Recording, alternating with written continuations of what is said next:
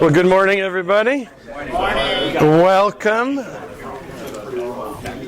We'll go ahead and get started. I'm supposed to, for the sake of this little guy, tell you that this is Successful Leadership Transition. We are on Friday at 10:30. So I'm glad that you're here. My name is Mark Zender, and it's a thrill to be sharing information today on a pretty important topic. So let's pray. But thank you so much for the blessing to be in ministry. Thank you for the blessing to be here. We thank you for the incredible hospitality of the people here at Christ Church Lutheran. And I pray now, Lord, that you would give us wisdom and clarity and discernment for how important this leadership transition business is. So, Lord, be honored and glorified in our midst, and thank you in advance for what you're going to do. In Jesus' name, amen. Amen. We got it. I think we got it. Got it. Thank you to my assistant and dear wife, the famous Sharon Zender. I'm not famous. My son is now famous. Yes. I'm now Zach Zender's dad. He used to be my son, but now I'm his dad. Still both of those things. Those things are still both true, yes. But at any rate, I was thinking about this just a few days ago, that there are a lot of people that love history. They like to read books on history. They like to study it. They like to go to museums and look at history from thousands of years ago and so forth and so on. And it's not like I dislike history, but I think the way God wired me up is I've always been more interested in kind of being on the side of making history, like pointing people forward rather than kind of looking backwards. Not that that's bad to do. And I thought, for the better part of 40 years of pastoral ministry, a huge focus of mine has been trying to point people ahead, the vision of what Jesus has called us to, and inspiring the people of God to live, out their faith in Jesus. And yet, when I started thinking about retirement, my mindset was the other way. I was like, okay, well, that's the end. It's like I'll retire, and then we'll, kind of look back at all those years that we spent in ministry. But the closer that I got to it, the more I realized that this was maybe the most important thing that I could ever do in pastoral ministry as far as the future goes, because passing the baton of leadership is critical for the mission of Jesus. And if we don't get this right, some not so great things can happen. In fact, in my studies and my observation, in reading books and listening to podcasts and all of that kind of stuff, as many as 70 to 80% of transitions don't go well. And maybe you've been a part of some of those, or you've observed them. And there's three really lousy things that happens with poor leadership transition. One, sometimes the church just plain stops. It can't even go on. It ceases to exist. Second, not so good but not as bad as stopping, is the church will split. There's not a plan. There's a grab for power. There's big chaos and controversy. And then when the dust settles, the church is split. That's not so good either. Also not good, not as bad as the first two, is the church just stalls. The gospel proclamation just kind of gets put on pause. And a lot of times the next guy in becomes the sacrificial lamb, so to speak, and he kind of just takes all the angst of everybody in the process, and then he leaves, and then maybe the next guy can come in and maybe that goes well, but it all stalls. So my ministry now moving forward is to do all that I can to assist pastors and churches and boards and congregations to have a successful leadership transition. And so 2 years ago, I was here with my dear friend Greg Griffith, who is the successor at King of Kings, and the board president from King of Kings, and we were talking about this transition that was coming up. And now here we are 2 years later, and I don't think it would have been possible for me at that time, as optimistic and positive as I am about things, I don't think it could have gone any better than what has gone in the last 2 years. And it's all the grace of God and a super fantastic leader that has followed me in at King of Kings. So all that said, I got 5 things for you today. 5 keys, I think, to healthy pastoral leadership transition. I would say that the niche that I'm kind of in and what I'm focusing on mostly today is that planned leadership transition that happens at retirement.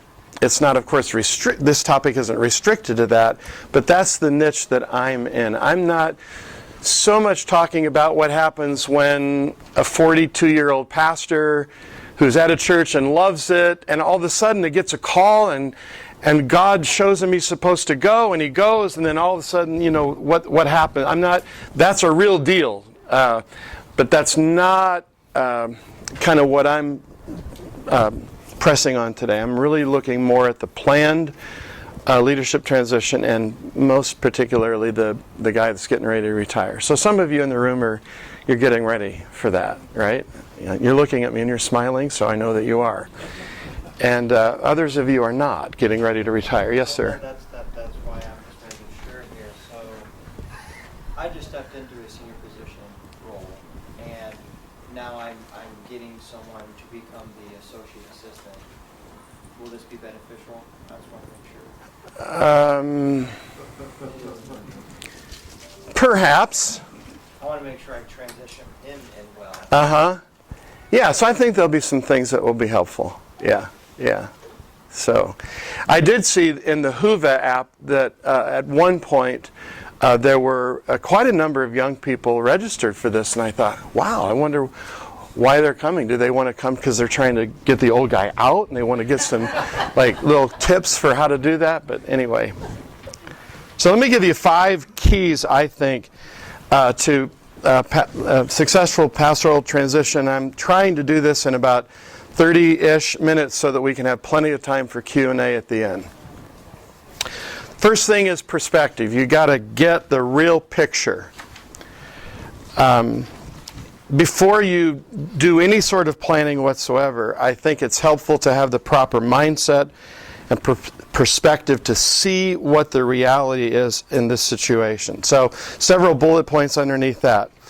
First, very important, there is no one-size-fits-all transition plan. It just doesn't exist. If you're here because you wanted the top 10 things to do to have a leadership transition that goes well at your church, you won't get that.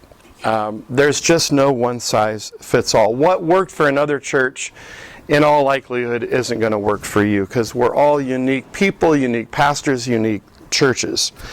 I think successful leadership is almost more of an art than a science.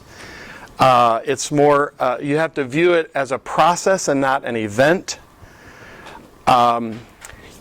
People might have asked Greg and me 2 years ago about, okay, you executed the baton pass. Well, yes, but 2 years later, we're still doing transition. In fact, I think Greg said to me the other day, until you move or are in the ground, we'll still be doing leadership transition. That wasn't a really nice thing for him, but it was probably accurate. You're always going to be in some kind of transition in this whole thing. It will be unpredictable. It will be messy. It will be complicated. It will be complex. You just need to know that before you go in. This is not an easy deal. It will not take the time that you think it will take. And just in my own observation, this is not a scientific study, I would say that 10% of the time it takes quicker than you thought it would. 10% of the time it takes about the time that you thought it would. And 80% of the time it takes a lot longer than you thought it would. So if some of you are here and you're thinking, I don't know, I might maybe 3 or 4 years out, it's not a bad thing that you're here. It's a good thing to be talking about and thinking about that ahead of time. Warren Bird and William Vanderbloemen, you want to write this title down if you haven't read this book. It's simply called Next. And William Vanderbloemen and Warren Bird, I think it's the best book out there on this topic. And they say it's almost always healthier, this process, when you bring a third party in. When you get someone that can kind of take a look at things objectively. And I would agree with that. And then, again, pastoral transition is not over when the new guy takes the helm. I just mentioned that. So having that perspective before you go into it is really important. Well, I should have said that before you do anything else, it's the second point on your outline, but it's really the first point. It's pray. Because I was talking with Zach about this just last week, and we're going kind of back and forth on how people think and how they feel and what we say about this. And it's almost sometimes like we don't think God even has a chance to make this work for us. And that's just what I want to say to you, is that God will not be taken by surprise that this is happening at your church. Jesus said, I will build my church and the gates of Hades will not prevail against it. So you have someone on your side on this. So be sure that you bathe and soak and permeate everything that you do in this process with prayer. Now I want to share just a little snippet of what happened at King of Kings in this regard. So in 2017, I went to the board and I said, look, I just want you guys to know I'm looking at 5 years out. 2022, probably going to be when I'm going to, retire. And they said, okay, well, let's start thinking about that and praying about that, talking about that. And then there was a series of things that took place. In 2018, we had 5 pastors on our staff, and our 2 young pastors, within a few months of each other, took calls. They got as far away from Omaha as they could. One of them came out here west, and the other one went to the East Coast. Did you get one of them? You did. You got Dan Weber. Oh, you got a good man. Yeah. And so all of a sudden, there's 3 of us left, and we're all in our 60s. So it's like everybody knew when you start looking for the next pastor at King of Kings, whether anybody talked about it or not, everybody was thinking this next guy is probably going to be Pastor Mark's successor. And so we thought, well, that could be true. So I won't bore you with the gory details of all of that, but we went into a call process that after 9 months, we ended up with no one. And now we're in 2019, right? So at the beginning of 2019, we just decided our church would start with 21 days of prayer. And right out of the box, brand new year, we said, okay, listen, we're praying. We had been praying. And honestly, the focus of our prayer in our first process of trying to find my successor, the focus of our prayer really was, Lord, show us the man. Show us who you want us to call. Help us find him somehow. And when we started 2019 with that 21 days of prayer, we didn't stop on that prayer, but we did say, show him. And I can remember specifically saying, stir him up. Stir up that man's heart, so that when it's time for you to call, we'll know what we've got here. So I went to the megachurch conference in Palm Springs in January of the last week of January in 2019. And I'm sitting in this room, and I look across the room, and I see that guy over there. And I knew Greg, we were friends, but we didn't hang out or know each other that well. And I looked over and I said, huh. So I remember going up to Greg. Be interesting to see how you remember this conversation. And I said, say, Greg, how's it going at your church in Macomb? So I recall Greg said something like, it's good, and I could see myself, there, for quite some time. And then he said, but I don't know, lately I've just kind of been stirred up. And I went, okay.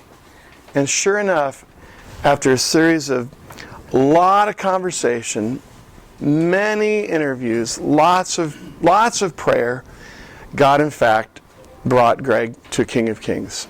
And it has been just amazing. So I just want to say, when you get the real perspective and get that picture, the next thing you got to do is get on your knees and pray and trust that God's going to lead you in this whole process. Third thing, plan. Now you're going to get ready. I know that you've undoubtedly heard it said before, but if you fail to plan, you may as well, plan to fail. Warren Bird and Vander Blumen in their book Next say that 25% of denominational pastors will retire but have no plan to do so. So a fourth of pastors in denominational churches in America, they plan on retiring. They're going to retire, but they have no plan. Another 25% of denominational pastors do not ever plan to retire. They are going to die in the pulpit, if you will. That means you have 50% of churches out there in denominational churches where there is absolutely no plan for retirement. And yet, at some point, that guy is not going to be there, right? So, we got to get ourselves ready. And a lot of times, we're just not. So, I created this thing. It's the last page in your outline. It's called the Readiness Circle. And here's what I've observed and kind of gathered with the information that I've been blessed to have. So part of the unique situation that I've been in, for 12 years, I was the chairman of our LCMS Megachurch Conference. So these are pastors of the largest churches of our church body. And when I came into that alliance, I was the young guy. And so I got to see all my dear friends that were older than me, I got to watch them do this. And so I saw the things that went well, and I saw the things that didn't go well. And that was really helpful for us when we went into this whole thing. And so I kind of started getting this idea in my head that you got to be ready. Now, so the concentric circles, if you will, start with the pastor that's going out. You got to know that you're ready. I got a series of questions that I would ask that pastor so that it can assist him in knowing if he's truly ready to go out. Are you ready professionally? Are you ready emotionally? Are you ready relationally? Are you ready spiritually? Are you ready financially? All these are really important questions that you need to kind of ask yourself to get to the point where you say, okay, I know I'm ready. Like, it can't just be a bad board meeting, that you go home from at night and say, oh, okay, I'm ready to retire. It can't be that. Now, you feel that way, right? But it can't just be that. So anyway, that guy, I knew that I was ready. I also knew that I wanted to work until I was 67, which I'll be in September this year, and then retire. I knew that. But we also had conversations that really, we were just honest with each other, and I said to some of my key staff and our board, what do we believe is in the best interest of King of Kings for King of Kings' future? I got lots of gas left in the tank, and all that. But do we think it would be in the best interest of King of Kings for our future to get the young pastor, my successor, in sooner or later? Like in this next 4 years, because that's where we were at the time. And we all agreed together sooner. And so I said to the board, I'm in agreement with you, but I don't want to be out of a job 2 years early. And so we had a lot of open, honest, candid, frank conversations about that, and kind of came to an understanding of what that would look like should God bring my successor, and that's exactly what's happened. So when Greg started in 2020, January 2020, the board sent me on a 9-month sabbatical, which was heaven for 3 months until COVID hit. But it was still amazing. 9 months sabbatical. I think they loaded up because I'd never had one in 40 years, so they just said 3, 3, and 3 makes 9. But really, they sent me on sabbatical not so much for me. It was a blessing for me, but for that man. So that I wouldn't be around, so that he could blaze his own trail, so that there'd be no questions about who's the leader and all that kind of thing. And so that's what we did at King of Kings. And honestly, it was, I think in our case, it was very, very important. I knew that I was ready. Once the pastor that's going out is ready, then it's my contention that more than anybody else, it's his job to get everybody else ready. With the way those circles flow out. It's his job then to get the next guy ready. That's his first order of business. So Greg and I, when Greg came, we decided we were going to be together in this transition time. We had 5 months. And we did everything together. We were tied at the hip. Everywhere I went, he went. And I'd say those 5 months were really incredible. And I knew right away, after a month or so, that even though the official baton pass was going to happen in January, and this was August, I knew at the end of August, I gotta unofficially pass the baton to Greg before January, because we were getting ready for our vision for 2020, and I wasn't even going to be there. So this doesn't make any sense that I lead this. So Greg actually started leading a month after he was there. But we had 5 months where I poured into Greg everything that I knew, the culture, the history, the people, the relationships, the nuances, the values, just the things that made the personality of King of Kings. So that he really, I think, knew who we were when he took over in 2020. By the way, the incoming pastor has a whole series of questions as well to determine, am I ready? Am I ready to take on this? I'll talk a little bit more about that later. I know that there are other plans for this. I know that there are some pastors in the room that are actually intentional interim pastors, and there are times when that works. But what I'm talking about here, I think in our situation, and I think in most situations, the healthiest thing that you can have is the relationship between that pastor going out and the pastor coming in. I just feel like that's almost like 75% of the deal. And that's where the real work needs to be, really needs to happen. After that second circle, then you got to get the board ready. You know that there are times when the pastor is ready to retire and the board is not ready to let him go?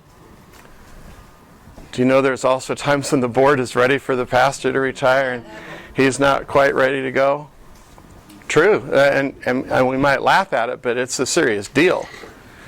Now that's where that third party person can kind of help you navigate that, negotiate that. I've been in some situations where I've had to have some really hard conversations with both sides of that issue, with the pastor and the board.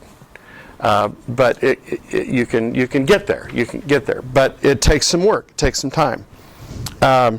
When it came time for me to talk with the board, and I think the third and fourth circle for us at King of Kings was happening kind of simultaneously. It was kind of trying to get the board ready for all this, and trying to get the staff ready for all of it, and just open, frank conversations. We wanted to be honest and open about the matter of grief. you cannot underestimate the reality of grief and sadness in this. There is some of that. There can be a lot of that. A pastor that's been in a church, in my case, 27 years, there's a lot of relational stuff that's been going on for a lot of those years, and so you just have to be honest about that and recognize that. There's the issue of allegiance. And I remember being at a best practices conference several years ago and listening to a team and listening to the senior guy, the guy going out, who said to his staff, listen, I understand you've been with me for all these years. I understand that your allegiance is with me. I understand that we have a great relationship with each other. But the best thing that you can do for me is to throw your full support to the new guy. Don't think that when you do that, I'm going to go, oh, but I thought you loved me. No, the best way you can love me is to love him. The best way you can, honor me is to honor him. And so we had a lot of conversations about that. Yes, sir? About the grief process, how did you deal with that? How long did it take, or is it still going on? Still going on. Do I have in the notes the funeral wedding metaphor? I don't think, no, you just have early skeletal notes. So Greg and I talked about the, how, and we listened to a podcast, I think, is where we first heard this metaphor of it's like a funeral and a marriage all at the same time. Because part of you is dying. And most of that was on my side. I had to say, oh, this is ending. Oh, this is sad. Oh, this hurts. But we were also moving into this brand new relationship where there was life and joy and future ahead. And so I remember saying back at that time, it felt like it was 5% funeral and 95% wedding. It still feels kind of that way to me. But there are moments that come along where it's just sad. Our executive director walked into my office one day, said, hey, can we talk? Could I talk? I said, sure. She sat down, just started weeping. And she said, I was just like, and we just both cried. And we said, it's okay. It's all right. It's good. So I just to be honest about it and let it happen. And try not to, blubber all over people unnecessarily. But, yeah. The other thing to get ready, this is a big one, is the whole financial budget, salary, all that stuff that goes in there. Now, I want to tell you, I know of two situations where a guy in my situation wanted to pass the baton to leadership to his successor, but he wasn't ready to retire completely yet. And so they talked with the board and so forth and so on. And then the board came back to him and said, yeah, hey, we know your intention was to retire in July, but we're going to have you do that in January instead, 6 months earlier than what you wanted, because we just don't really want to pay both of you for 6 months. Can I just say that was one of the stupidest things that church could have done? Because I'll tell you what happened afterwards. That pastor was hurt. He'd served at that church for 30 years. They were loved deeply by the people, and he was hurt, and she was hurt, his wife was hurt, and they couldn't hide that. They couldn't. They would take the high road, but they couldn't hide it, and all their friends knew. So guess what happens? They can't even stay at the church. It's that hurtful. Guess what else happens? Their friends can't stay at that church. Guess what happens when their friends leave that church? They take their wallet and their purse with them. And so this, quote, financial wise decision that this church made was one of the most foolish things they could have done. Okay? Now, I'm not saying that the budget and finances and money aren't important, and I know that Greg's, thinking, oh man, it is going to be so nice not to have Mark's salary when he's done in November. But I can tell you that Sharon and I have been blessed out of our socks at King of Kings, so that when we retire, we won't have to fake how much we felt loved. And it's just a good deal, because they've been paying Greg a senior pastor salary since January 2020, and they've been paying me my senior pastor salary since 2020, even during the 9 months that I was on sabbatical. That's a significant commitment and investment, but that generosity will just come back over and over again. And that's great for a church the size of King of Kings, but what about for the rest of us? Because, I mean, I have an associate who's part-time at DCE, and we're just struggling to stay Yeah. even here. And I would like to go through this, but there's no way in the world the church can afford to bring on another senior pastor. Yeah, so like I said, there's no one size fits all. So it is different.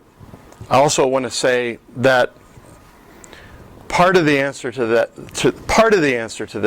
is that the very real situation that you're in. Part of the answer is that the very real situation that a large church is in, oftentimes it's relative. It's like we can't automatically assume that the larger church has all kinds of money they can just throw at things. There's sacrifices that Greg made and the board made and the staff made to do this. So, but again, Andy, it's true. Every situation is different, so you have to figure that out. All I'm saying is, don't be this is not the time to be stingy. This is time to step out in faith, be generous. All right, let me keep on going, because I know you're going to have some questions. So the last circle, this is big. Like, this is like in chronological order. This is the last one, but in some ways it's like pretty important, getting the congregation ready. Because while I'm talking with the board in 2017 about my retirement, they've had like 4 years to be thinking about that and planning on that and processing it. But now the congregation is going to find out for the first time. And that's a whole different thing. So I'd have to say that my personal aim and goal for helping the congregation get ready, the main thing was to make my friends Greg's friends. That was my main thing. I wanted my friends to be his friends. Because if that happened, that's like the smallest concentric circle inside the whole congregation. Because being there for 28 years, my friends, you might understand, are also the most influential people at the church. They're in leadership positions, and they've got the financial resources and so forth and so on. So if my friends can become Greg's friends, then this is a beautiful thing. So what did we do? We did like hors d'oeuvres and cocktail parties. I can still remember the one more than anything else, at probably my best friend in the church's house. After, I don't know, an hour or so, Greg and I stood up to do a little 15-minute vision talk. And after that, we threw it out for questions and answers, and I couldn't believe how much conversation there was, how many questions, how many comments. And then my best friend, stands up and says, well, I just want to say a few things about having our new pastor, Pastor Greg. He said, first of all, we're finally going to be able to get a good sermon. Which, of course, is Greg's humor. Not that Greg. My other friend names. I have all kinds of friends named Greg. But that Greg said, so, And then he said, but, seriously, I'm so glad Pastor Greg is here. And I love him already. And you have my 100% backing. And it was like when he said that, it was like everybody that was standing on the floor went up a foot. It just lifted this. It was incredible. And I didn't anticipate that. I just thought we were getting together and going to just meet people. It was significant. We did other things to help the congregation get ready. We had like pizza after the late service and put Greg up in the hot seat and asked him stupid questions and serious questions about his family and things like that. I think honestly one of the, looking back on it, I didn't know that it was going to be this strategic, but I think it was. We did like funny little comedy sketches before worship would start. And, we did a name that song or name that hymn or name that tune, and I totally trounced you. And then we did some other things, and what it did was it gave the congregation the opportunity to see that Greg and I were laughing together and joking together, that we liked each other. And the metaphor that I use is this. This is like little kids at home with mom and dad. Mommy and daddy are rolling around on the floor, tickling each other, laughing at each other. What are those little kids thinking? This is a solid family. I'm secure. I wanted to help our congregation feel secure that our future was good and that we're going to be all right by letting them see that Greg and I really liked each other. That's not what I ever saw with you and Mom tickling. Those were the thoughts that I had. You thought that was sick, didn't you? You thought Mark that and was I weird. never told each other that. Are you allowed to be here, Zach? I'm being silent, but I do feel like I have to speak up. I think that's what all kids do. I'll tickle in public. Bad visual. Yeah. All right, well, you get the idea anyway, right? The idea is right. You little kids see their mom and dad love each other. It makes them feel secure. So that's what we wanted. We wanted the congregation to see the fact that we liked each other and loved each other. And then the last thing that we helped the church get ready for was, I think, if I think about one particular day, it was this day. It was the actual baton pass day. And I used Moses and Joshua, and I went back and we looked at Numbers and we looked at Joshua, because God actually gives Moses 3 things about the succession plan, if you will, and he says 7 things to Joshua. And I use that as my message. And one of the things that did that day was to make it clear. Because God says to Moses, gather the congregation together and kind of, put your authority on this new man so that no one is confused as to who the leader is. So that's what happened on that day. And I think it was my way of saying, don't ever let this be confused again, who the leader of this church is. It's Pastor Greg, because God brought him here, just like God brought Joshua to succeed Moses. All right, so the fourth thing, really quickly, and then I'm going to stop talking here pretty soon, is communicate. Let's get the word out. And again, if I think about the circle, Sharon and I, had so many conversations about me being ready for this and just keeping those lines of communication. Greg and I, after 2 years, we still meet twice a month to talk about this. And we use a little system of being able to say, okay, how are you doing in these areas? And it's worked extremely well. Communicating with the board. Again, this is one of those no one size fits all sort of things, because I know pastors that when it comes to, it just happens differently, okay? But there are some times where pastors get to the end and they're ready to pass the baton and they say to the board, I won't have anything to do with this. You guys handle it. I will step completely out. Maybe that works somewhere. In our situation, it would have been disastrous. So every church is different. I was quite involved, and I think because of that, it worked well. All right, and then the last one, humility and honor. If I've said get the real picture, get on your knees, get ready, get the word out, this is get over yourself.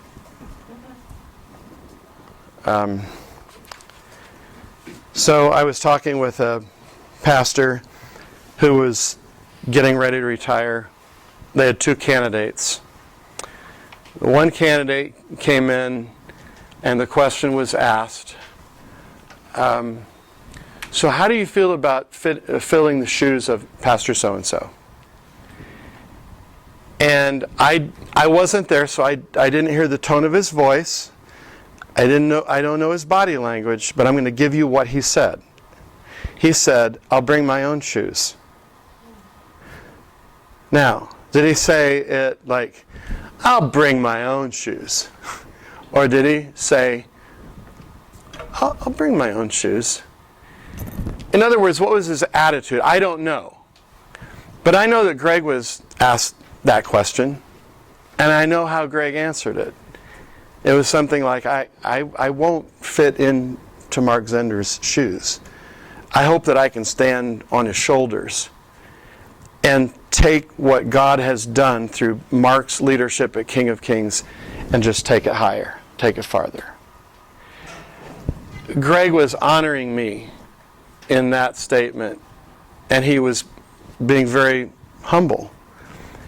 And then I think there were times when, I know there were times where I've done my best to honor him and humble myself before the Lord and get over myself. And I remember, I don't know how long it was into the process.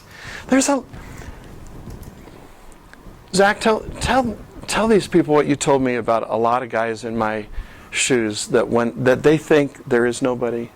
Remember that conversation? Talk to me about I that. think we talked about it a couple weeks ago, and my sense is that much of your generation believes that in the church and that God will prevail and that Jesus will overcome. But the language that gets used is very fear-based. So-and-so will never, they're not going to find someone like me. And it's true, they won't. Each of us is unique. But I think when we say that, to me it comes off more as fear-based than it does as faith-based trust that God will reign. Yeah. And so I just think language is important, and I don't doubt any of the people that say that I know who they are and what they believe, but what's presented a lot of times comes off sometimes more fear-based than faith-based. So I think language is really important. Yeah, and when I would hear people say that even directly to me, "We'll never find somebody like you," I would say, "Thank God." And I also truly believe, and I don't know that I honestly believed this before we got into the process.